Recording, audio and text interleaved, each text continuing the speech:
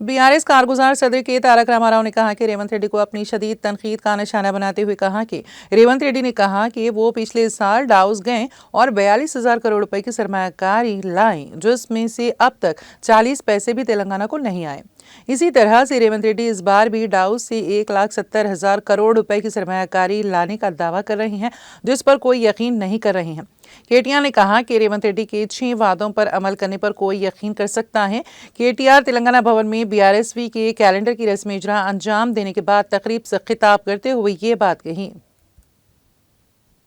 నువ్వు పెట్టుబడులు తెస్తే అందరికంటే ఎక్కువ సంతోషపడేది మేము, ఎందుకంటే మేము తెలంగాణ మా బిడ్డ, ఇది మా రాష్ట్రం, మేము తెచ్చిన రాష్ట్రం అనే భావనతో ఉండేటోళ్ళం, తెలంగాణను ప్రేమించేటోళ్ళం, తెలంగాణకు మాకంటే ఒక 2 పనులు ఎక్కువ చేస్తే సంతోషపడేటోళ్ళం, సంబరపడేటోళ్ళం.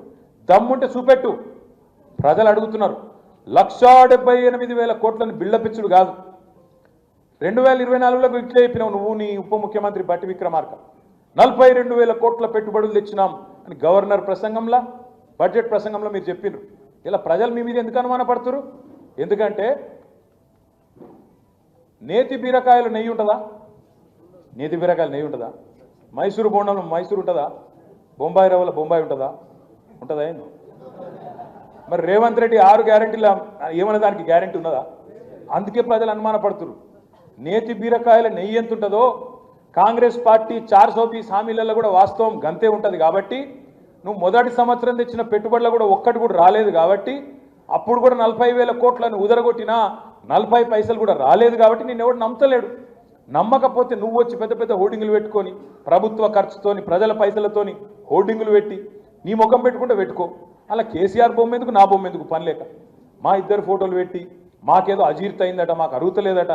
రేవంత్ రెడ్డి గారికి నేను చెప్తున్నా, చేతనైతే ఈ 1,78,000 కోట్లు అనేది అయితే నరుకుతున్నావో ఎప్పటి లోపల ఇవి ట్రాన్స్లేట్ అయితే, ఎప్పటి లోపల మా పిల్లలకు ఉద్యోగాలు వస్తాయో చేతనైతే చెప్పు అని చెప్పి నేను అడుగుతా ఉన్నాను. ఇంకెక్కువ తీసుకురా, సంతోషపడతాం, సంబరపడతాం.